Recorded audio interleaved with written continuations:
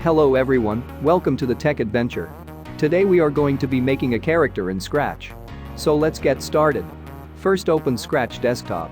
Then create a new character by clicking on the icon with a cat and a plus sign. Then click the paintbrush icon. Now you can draw in the drawing area. You can draw squares, circles, lines, and you can draw freely. You can change the color of the outline or the shape you draw, and you can change the color of the inside of the shape by changing fill color. There is a reshape tool which can be used to drag the lines of the shapes you drew. You can select the shape you want and erase it without erasing other areas.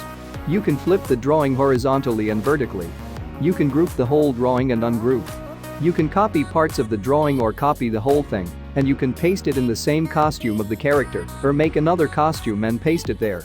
So now you can draw a character and program it any way you want. Thanks for watching. Hope you liked the video.